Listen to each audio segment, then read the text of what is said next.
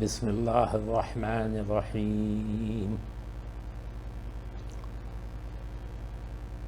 نحمدہ ونصلی علی رسولہ الکریم اما بعد فاعوذ باللہ من الشیطان الرجیم بسم اللہ الرحمن الرحیم السلام علیکم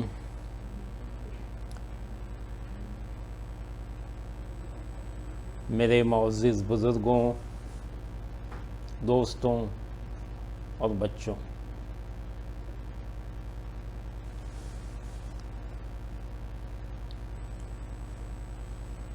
آج میں آپ کے سامنے ام المومنین حضرت خدیجہ سلام اللہ و رضوانہ علیہا کا تذکرہ کرنے جا رہا ہوں۔ آپ کی وصال مبارک کی شب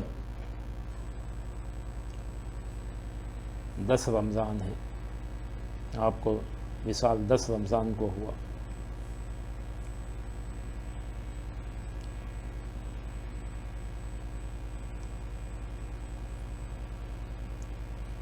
حضرت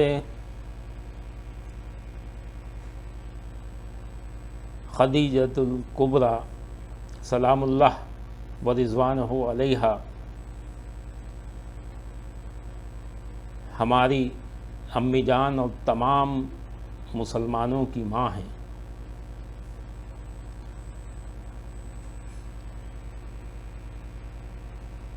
ام المومنین سیدتنا حضرت خدیجۃ الکبریٰ سلام اللہ و رضوانہ علیہا ہمارے نبی پاک صلی اللہ علیہ وسلم کی سب سے پہلی زوجہ مطہرہ ہیں، جو حضرت فاطمۃ الزہرا سلام اللہ و رضوانہ علیہا کی والدہ اور حضرت حسن و حسین کی نانی ہیں۔ آپ سلام اللہ و رضوانہ علیہا وہ محترم خاتون ہیں جو اسلام لانے سے قبل ہی زمانہ جاہلیت میں اپنی پاک دامنی اور پاکیزہ سیرت کی بدولت اہل مکہ کے اندر طاہرہ کے لقب سے مشہور و معروف تھیں۔ آپ سلام اللہ رضوانہ علیہا کا نام خدیجہ تھا، آپ کے والد کا نام خویلد اور دادا کا نام اسد، والدہ کا نام فاطمہ، نانی کا نام حالہ اور نانا کا نام زائدہ تھا۔ آپ مکہ مکرمہ کے مشہور وذی وجاہت خاندان قریش سے تعلق رکھتی تھیں، بلکہ آپ خواتین قریش میں سب سے معزز اور سب سے مالدار خاتون تھیں۔ ایک روایت کے مطابق تمام قریش ان کے قرض دار تھے۔ آپ صلی اللہ علیہ وسلم بھی چونکہ قریش خاندان کے تھے، اس لیے قصا پر پہنچ کر آپ کا نسب حضور صلی اللہ علیہ وسلم کے نسب سے مل جاتا ہے۔ تمام ازواج مطہرات میں سے نسب کے لحاظ سے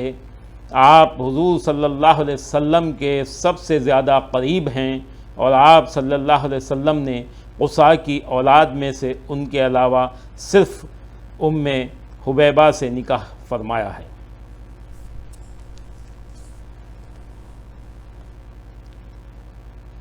آپ کی ولادت باسعادت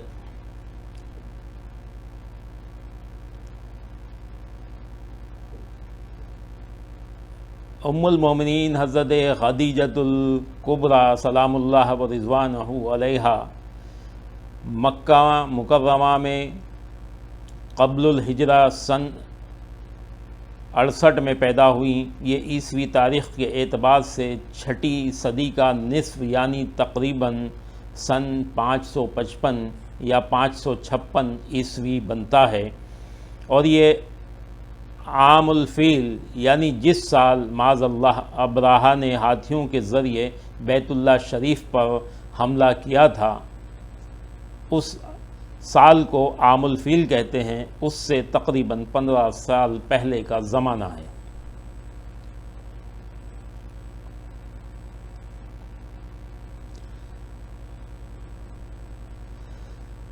عام الفیل جس سال ابرہہ نے ہاتھیوں کے ذریعے بیت اللہ پر حملہ کیا تھا کہ 20 برس بعد عربوں میں الفجار نامی ایک مشہور جنگ ہوئی۔ راجح قول کے مطابق حضرت خدیجہ سلام اللہ علیہا کے والد خویلد اس جنگ سے پہلے ہی فوت ہو گئے تھے، اور ادھر یکے بعد دیگرے آپ کے اس جنگ سے پہلے فوت ہو گئے تھے، تو چونکہ آپ کے خاندان کا ذریعہ معاش تجارت تھا، اس لیے آپ نے اپنی تجارت کی خود نگرانی کی، اور آپ سلام اللہ و رضوانہ علیہ اپنے قریبی رشتہ داروں کو مضاربت پر اپنا مال دے کر مکہ مکرمہ سے شام کی طرف تجارت کے لیے بھیجا کرتی تھیں، اور آپ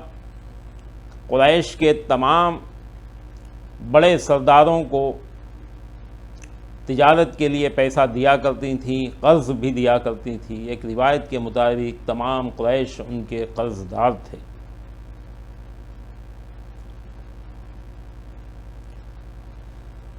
چونکہ آپ قریش کی ایک شریف و پاک باز اور مالدار تاجر خاتون تھیں، اس لیے قریش کا ہر شریف و صاحب حیثیت شخص آپ سے نکاح کرنے کا خواہش مند تھا، لیکن اللہ تعالیٰ نے آپ کے مقدر میں رسول اللہ صلی اللہ علیہ وسلم کی زوجیت کی بے بدل سعادت لکھی تھی، چنانچہ کسی کے ساتھ آپ کا نکاح نہ ہوا، اور بالآخر آپ کو سید عالم صلی اللہ علیہ وسلم کے مبارک نکاح میں آنا نصیب ہوا، اور آپ ام المومنین کے عظیم لقب سے سرفراز ہوئیں۔ جب آپ سرکار دو عالم صلی اللہ علیہ وسلم کی عمر مبارک 25 سال ہو گئی، اور آپ صلی اللہ علیہ وسلم اپنے شفیق چچا حضرت ابو طالب علیہ السلام کے ساتھ رہتے تھے، اور قریش کے لوگوں کا ذریعہ معاش تجارت ہی تھا، تو ایک دن حضرت ابو طالب علیہ السلام نے کہا کہ بے بھتیجے، معاشی طور پر آج کل ہمارے ایام زندگی سختی سے گزر رہے ہیں، لہٰذا روزی کمانے کی ضرورت ہے، اور میں مالدار آدمی نہیں ہوں، اس لیے آپ کو اپنی ذاتی رقم یا سامان تجارت دے کر تجارت کے لیے بھیجنے سے قاصر ہوں۔ تم ایسا کرو کہ ان دنوں ہمارے یہاں سے مختلف قافلے سامان تجارت لے کر شام جانے لگے ہیں، تو جس طرح دوسرے لوگ حضرت خدیجہ بنت خویلد کا مال تجارت ملک شام لے جا کر بیچتے ہیں اور نفع کماتے ہیں، اسی طرح تم بھی جا کر ان سے بات کر لو، اور وہ تمہارے صادق و امین ہونے کی وجہ سے دوسروں کے مقابلے میں تم کو ترجیح دیں گی، اگرچہ میرا دل نہیں مانتا کہ میں آپ کو مکے سے دور کہیں بھیجوں، مگر اس وقت ہم مجبور ہیں۔ جب حضرت خدیجہ کو معلوم ہوا کہ محمد بن عبداللہ صلی اللہ علیہ وسلم، جو کہ صادق و امین کے لقب سے معروف ہیں، ان کو ان کے چچا میرا مال شام لے جا کر فروخت کرنے کا مشورہ دے رہے ہیں، اور آپ کو بھی اپنی تجارتی سرگرمیوں کے لیے ایسے ہی کسی با اعتماد آدمی کی ضرورت تھی، تو آپ نے خود حضور اقدس صلی اللہ علیہ وسلم کی سچائی، امانت داری، کریمانہ اخلاق اور معاملہ فہمی کے پیش نظر آپ صلی اللہ علیہ وسلم کی خدمت میں پیغام بھیجا کہ آپ میرا مال تجارت لے کر ملک شام جائیں، اور جو معاوضہ میں دوسروں کو دیتی ہوں آپ کو اس کا دگنا دوں گی۔ حضور صلی اللہ علیہ وسلم نے اس پیشکش کو قبول فرما لیا، اور اپنے چچا ابو طالب علیہ السلام کو جا کر بتایا کہ خدیجہ نے آپ کو باقی لوگوں کے مقابلے میں دگنا نفع دینے کا کہا ہے، تو حضرت ابو طالب بہت خوش ہوئے اور کہا ان ھذا لرزق سعقۃ اللہ الیک، بلا شبہ یہ روزی اللہ ہی نے تمہاری طرف بھیجی ہے۔ بہرحال حضور صلی اللہ علیہ وسلم آپ کا مال لے کر شام کی یعنی حضرت خدیجہ الکبریٰ رضی اللہ عنہا کا مال لے کر شام کی طرف روانہ ہوئے۔ حضرت خدیجہ نے اپنا ایک غلام بھی ساتھ کر دیا جس کا نام میسرہ تھا، اور چلتے ہوئے اسے کہا کہ دیکھو سفر میں ان کی یعنی آپ صلی اللہ علیہ وسلم کی کسی معاملے میں مخالفت نہ کرنا۔ سفر پر جب روانہ ہوئے تو راستے میں دھوپ کے وقت ایک بادل آیا اور اس نے آ کر حضور صلی اللہ علیہ وسلم پر سایہ کر دیا۔ یہ عجیب بات دیکھ کر میسرہ جو غلام تھا حضرت خدیجہ الکبریٰ سلام اللہ علیہا کا بہت حیران ہوا۔ پھر جب یہ دونوں حضرات شام پہنچ گئے تو وہاں یہ بات بھی پیش آئی کہ آپ صلی اللہ علیہ وسلم نے وہاں بازار کے قریب ایک درخت کے نیچے قیام فرمایا، اور جو نستورہ نامی ایک راہب یعنی نصرانی عالم کے عبادت خانے کے پاس ہی تھا، اس راہب نے میسرہ سے پوچھا کہ یہ شخص کون ہے جو اس درخت کے نیچے آرام فرما رہا ہے؟ تو میسرہ نے جواب دیا کہ یہ مکہ کے رہنے والے ایک قریشی نوجوان ہیں۔ راہب نے آپ صلی اللہ علیہ وسلم میں نبی آخر الزماں کی علامات دیکھ کر کہا کہ سنو یہ آخری نبی ہوں گے۔ سبحان اللہ۔ اس کے بعد جب بازار میں گئے اور آپ صلی اللہ علیہ وسلم نے خرید و فروخت شروع کی تو اس دوران ایک دکاندار نے آپ صلی اللہ علیہ وسلم سے کہا کہ لات و عزیٰ یعنی جو قریش میں جو بت مشہور تھے، لات و عزیٰ نامی بتوں کی قسم کھاؤ۔ تو آپ صلی اللہ علیہ وسلم نے فرمایا کہ ما خلقت بہما قط، میں نے زندگی بھر ان کی کبھی قسم نہیں کھائی۔ اس دکاندار نے کہا چلو ٹھیک ہے رہنے دو۔ معاملہ ہو جانے کے بعد وہ دکاندار میسرہ کو ایک طرف لے گیا اور کہا کہ یہ صاحب نبی ہیں جن کا تذکرہ ہمارے علماء کی کتابوں میں موجود ہے۔ یہ بات یہاں قابل ذکر ہے کہ اس سفر میں حضرت خدیجہ کے مال میں آپ صلی اللہ علیہ وسلم کی وجہ سے بہت نفع ہوا، حتیٰ کہ میسرہ نے بھی آپ صلی اللہ علیہ وسلم سے اس بات کا اظہار کیا کہ ہمیں زندگی بھر اتنا نفع کبھی نہیں ہوا۔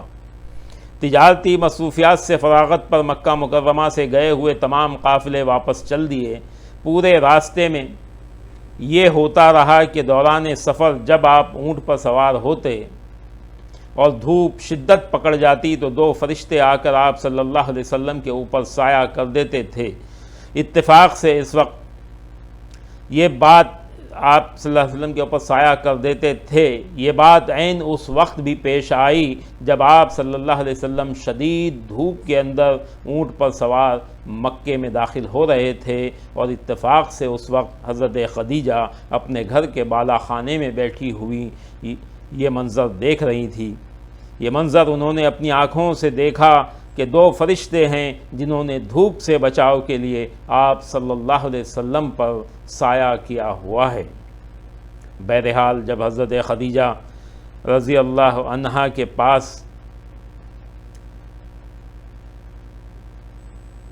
واپسی ہو گئی تو میسرہ نے آپ کو سارا حال کہہ سنایا، جس میں راہب اور اس دکاندار کا قصہ بھی تھا۔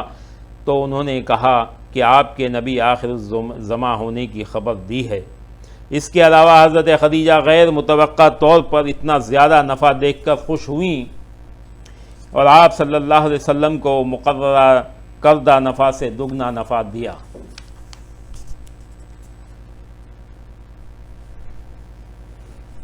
قافلہ شام سے واپسی کے بعد خود حضرت خدیجہ نے نفیسہ بنت منیہ کو پیغام نکاح دے کر حضور صلی اللہ علیہ وسلم کے پاس بھیجا۔ آپ صلی اللہ علیہ وسلم نے اسے قبول فرما لیا۔ اس نے آ کر حضرت خدیجہ کو یہ بتایا تو آپ صلی اللہ علیہ وسلم نے یعنی حضرت خدیجہ نے حضور صلی اللہ علیہ وسلم کی طرف سے کہلا بھیجا کہ فلاں وقت تشریف لے آئیں، اور ادھر اپنے چچا زاد بھائی عمرو بن اسد کو بھی پیغام بھجوا دیا کہ حضور صلی اللہ علیہ وسلم کے ساتھ ان کا نکاح کرانے کے لیے وہ بھی آ جائیں، کیونکہ آپ کے والد فوت ہو چکے تھے۔ پھر مقررہ وقت پر عمرو بن اسد بھی آ گئے، یعنی حضرت خدیجہ الکبریٰ سلام اللہ علیہ کے والد محترم فوت ہو چکے تھے۔ تو ان کے چچا زاد بھائی تھے، ان کو اپنے نکاح میں آپ نے دعوت دی، وہ آئے، اور ادھر آپ صلی اللہ علیہ وسلم اور آپ کے چچا حضرت حمزہ اور حضرت ابو طالب بھی حضرت خدیجہ رضی اللہ کے مکان پر پہنچ گئے، اور ابو طالب نے اپنے خاندان کے 10 بڑے افراد بھی ساتھ، حضرت ابو طالب اپنے خاندان کے 10 بڑے افرادوں کو بھی ساتھ میں لائے تھے۔ مجلس نکاح منعقد ہوئی، اور عمر بن اسد نے حضرت خدیجہ رضی اللہ کا نکاح آپ صلی اللہ علیہ وسلم کے ساتھ کر دیا، اور نکاح کرنے کے بعد آپ صلی اللہ علیہ وسلم کی تعریف میں عمر بن اسد نے یہ جملہ کہا، ھذا الفحل لا يقدع نفقہ، یعنی یہ محمد بن عبداللہ عالی نسب اور معزز جوان مرد ہیں۔ نکاح میں 12.5 اوقیہ چاندی، جو 500 درہم کے مساوی ہوتے ہیں، اور آج کل کے پیمانوں کے لحاظ سے ان کا وزن 131 تولہ اور 3 ماشہ چاندی بنتا ہے، مہر مقرر ہوا۔ نکاح کے وقت حضرت خدیجہ کی عمر 40 سال اور رسول اللہ صلی اللہ علیہ وسلم کی عمر 25 برس تھی،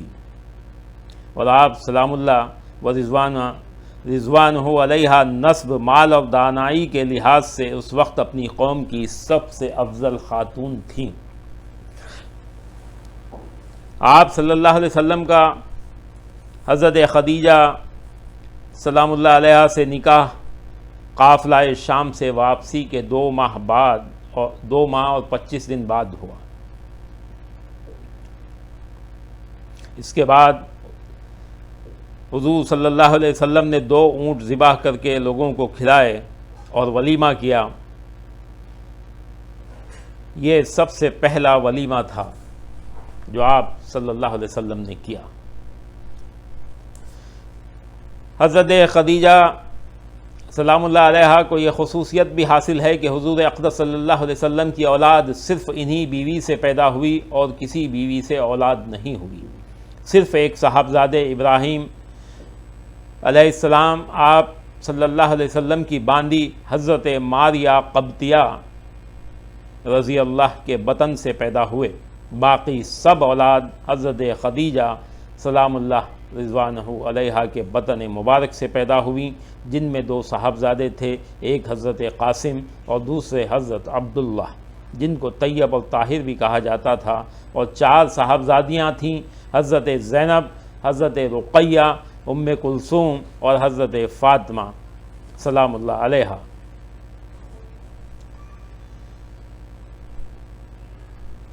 حضرت خدیجہ اللہ تعالیٰ اور اس کے رسول صلی اللہ علیہ وسلم پر سب سے پہلے ایمان لانے والی ہیں، یعنی دنیا میں سب سے پہلے ایمان لانے والی حضرت خدیجۃ الکبریٰ سلام اللہ علیہا ہیں،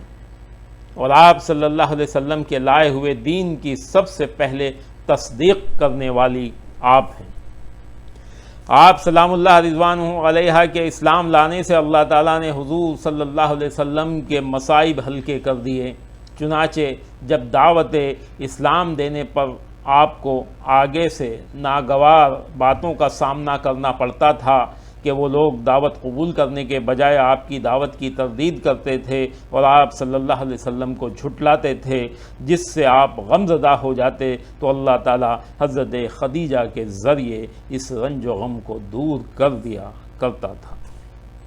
اور جب آپ صلی اللہ علیہ وسلم ان کے پاس گھر تشریف لاتے تو وہ آپ صلی اللہ علیہ وسلم کی ہمت مضبوط کرتی اور تسلیاں دے کر آپ کے غم کو ہلکا کرتی تھیں، آپ صلی اللہ علیہ وسلم کی تصدیق بھی کرتیں اور لوگوں کی ترش روئی اور مخالفت کو آپ صلی اللہ علیہ وسلم کے سامنے کمزور اور ناپائیدار بنا کر پیش کرتی تھیں۔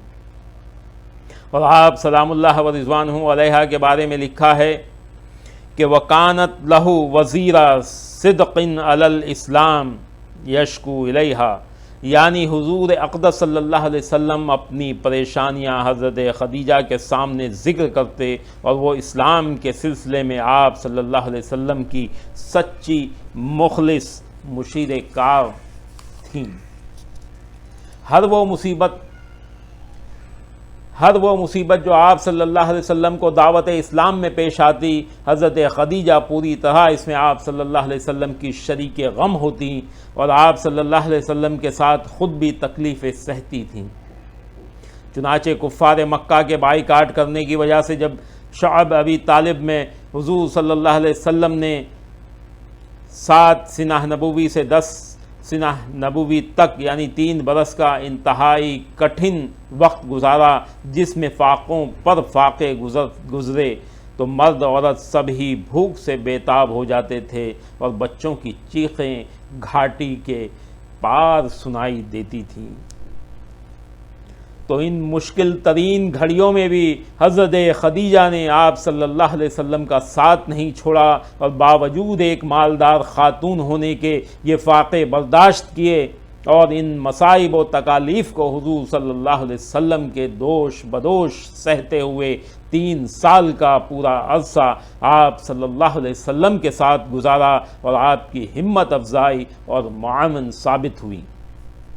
اور جب غار حرا میں حضرت جبرائیل علیہ السلام کے ظاہر ہونے پر حضور اقدس صلی اللہ علیہ وسلم گھبرا کر گھر تشریف لائے تھے، تو اس گھبراہٹ اور پریشانی کے عالم میں بھی اس وقت بھی حضرت خدیجہ نے حضور صلی اللہ علیہ وسلم کو خوب تسلی دیتے ہوئے کہا تھا کہ آپ پریشان نہ ہوں، اللہ کی قسم ہرگز ایسا نہیں ہو سکتا کہ اللہ آپ کی جان کو مصیبت میں ڈال کر آپ کو رسوا کرے۔ واللہ آپ تو رشتہ داروں کے ساتھ حسن سلوک سے پیش آتے ہیں، آپ سچ بولتے ہیں، عاجز محتاج کی مدد کرتے ہیں، غریبوں کا خرچ برداشت کرتے ہیں، مہمان نوازی کرتے ہیں، حق والے مصیبت زدوں کے کام آتے ہیں۔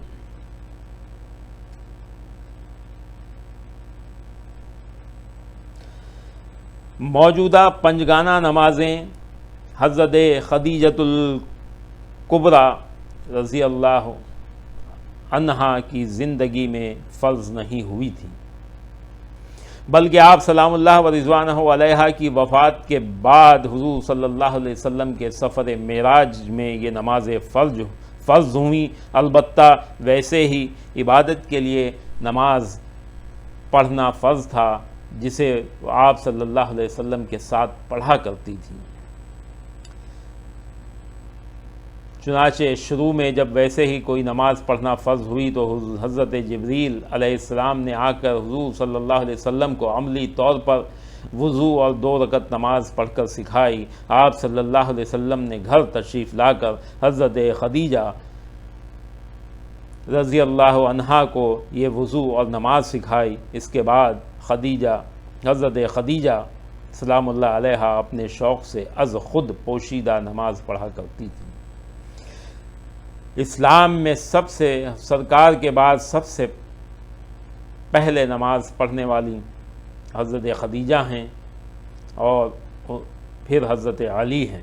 اور ان کے بعد پھر اور کسی کا نمبر آتا ہے۔ ایمان لانے میں بھی حضرت خدیجہ اور پھر حضرت علی ہیں، اور پھر حضرت ابو بکر کا نمبر آتا ہے۔ یہ الگ بات ہے کہ اب لوگ ان کو حضرت علی کو فرماتے ہیں، کہتے ہیں کہ وہ بچے ہیں، بچپن میں ایمان لائے، اس لیے ان کا شمار مردوں میں نہیں ہوتا۔ مردوں میں حضرت ابو بکر صدیق رضی اللہ عنہ کا شمار کرتے ہیں، حالانکہ سب سے پہلے ایمان لانے والے حضرت خدیجہ ہیں سلام اللہ علیہ، اور ان کے بعد حضرت علی ہیں، اور پھر حضرت ابو بکر صدیق رضی اللہ عنہ کا نمبر آتا ہے۔ بہرحال ہم اس بحث میں نہیں پڑیں گے، ہمیں آج صرف عظمت سیدہ طیبہ طاہرہ حضرت خدیجہ رضی اللہ رضوانہ سلام اللہ علیہ بیان کرنی ہے۔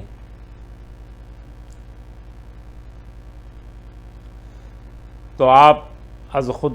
نماز پڑھا کرتی تھیں۔ اب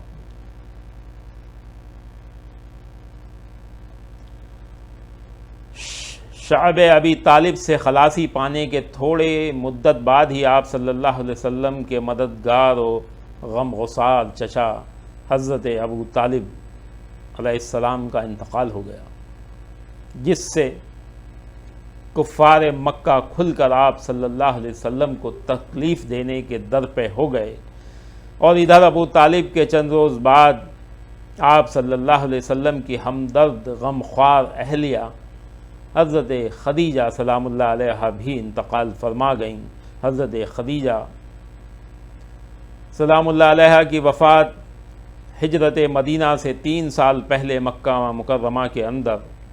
10 نبوی رمضان کے مبارک مہینے میں ہوئی، جب ایک ہی سال میں آپ صلی اللہ علیہ وسلم کے دونوں مددگار انتقال کر گئے، تو آپ صلی اللہ علیہ وسلم کو بہت زیادہ مصائب کا سامنا کرنا پڑا۔ یہ سال آپ صلی اللہ علیہ وسلم کے لیے بہت دکھ اور غم کا سال تھا، چنانچہ اس سال کا نام صلی اللہ علیہ وسلم نے عام الحزن رکھا۔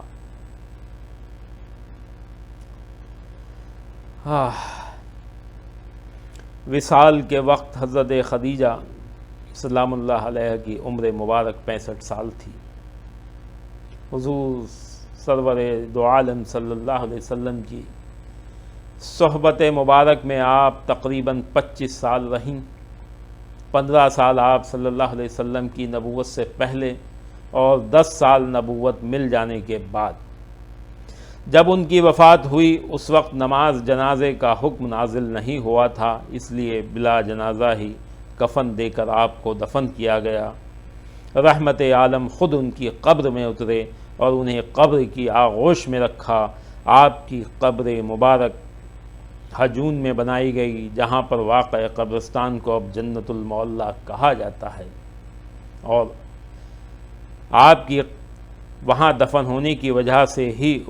آج اس کا نام جنت المعلیٰ پڑا ہے۔ آپ نے پھر آپ کی قبر مبارک آپ کو دفن کرنے کے بعد آپ نے پھر دعا کی اور بہت ہی احترام کے ساتھ آپ کی تدفین کی۔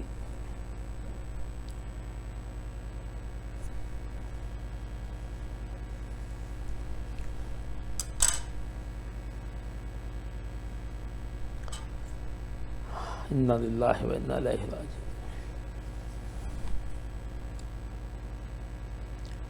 ام المومنین، تمام مسلمانوں کی امی جان حضرت خدیجہ سلام اللہ علیہا کو متعدد خصوصیتیں اور فضیلتیں حاصل ہیں۔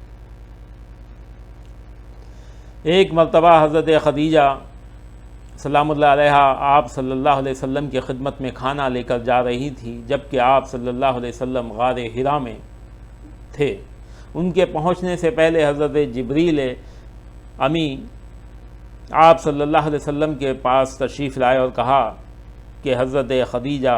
جب آپ کے پاس پہنچ جائیں تو ان کو اللہ کا اور میرا سلام پہنچا دیجئے، اور انہیں جنت کے ایسے مکان کی خوشخبری سنا دیجئے جو موتیوں کا بنا ہوگا، جس میں نہ شور و شعب ہوگا اور نہ ذرہ بھر کوئی تکلیف ہوگی۔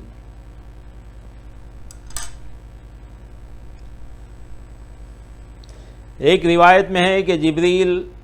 علیہ السلام نے کہا کہ اے محمد صلی اللہ علیہ وسلم، خدیجہ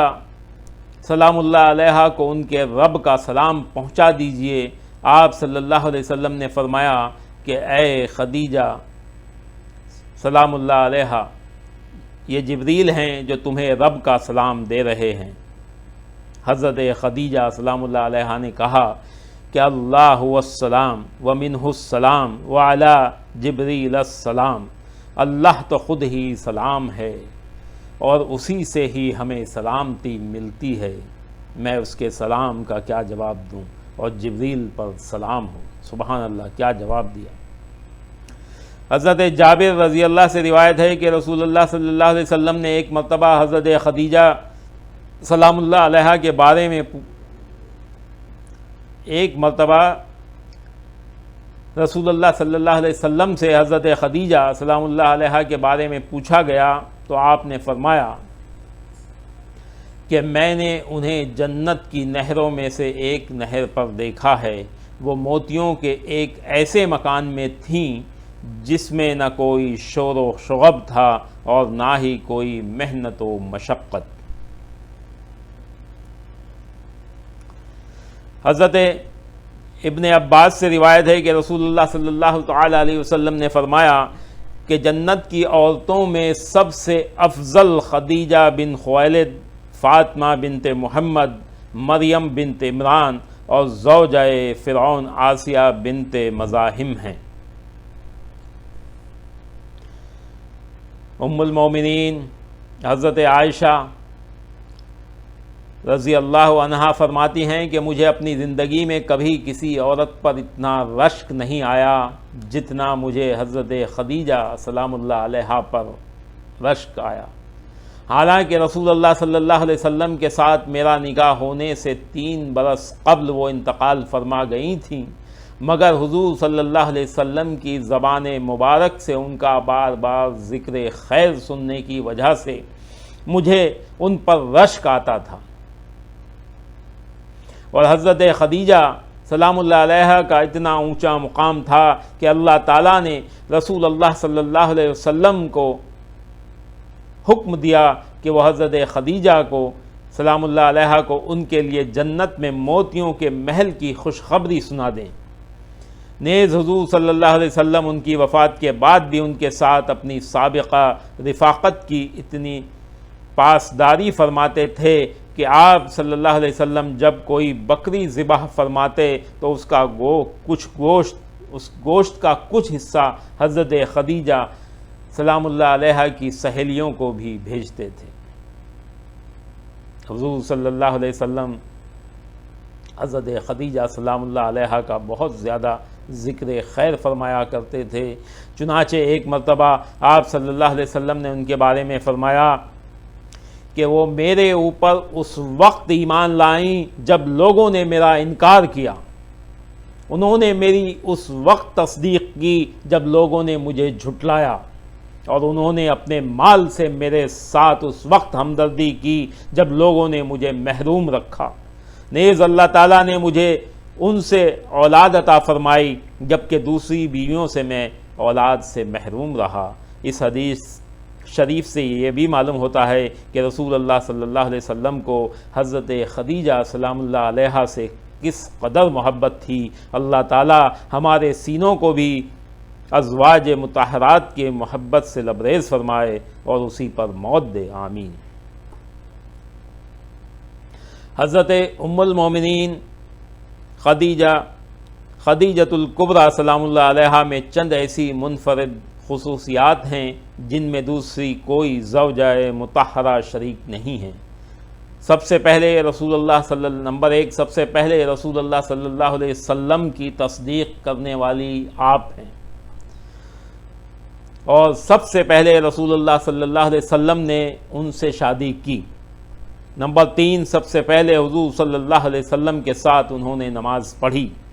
نمبر 4 سب سے پہلے آپ صلی اللہ علیہ وسلم کی اولاد انہی سے ہوئی۔ نمبر 5 سب سے پہلے ازواج مطہرات میں جنت کی بشارت انہی کو ملی۔ نمبر 6 سب سے پہلے اللہ تعالیٰ نے انہیں سلام پیش فرمایا۔ نمبر 7 مومنات میں سب سے پہلی صدیقہ خاتون آپ ہی ہیں۔ نمبر 8 سب سے پہلے وفات پانے والی زوجہ مطہرہ بھی آپ ہی ہیں۔ اور نمبر 9 سب سے پہلی شخصیت آپ سلام اللہ علیہ ہیں جن کی قبر مبارک میں حضور صلی اللہ علیہ وسلم اترے اور آپ کو اپنے ہاتھوں سے قبر میں رکھا۔ اور ایک روایت میں ہے کہ حضور صلی اللہ علیہ وسلم فرماتے ہیں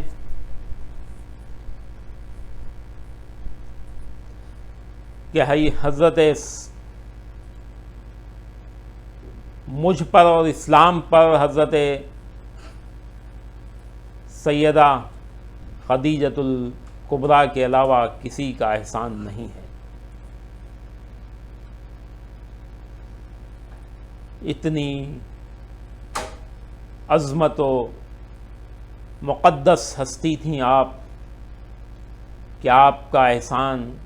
مسلمان قیامت تک نہ اتار سکیں گے، اور سرکار دو عالم صلی اللہ تعالی علیہ وسلم کی سب سے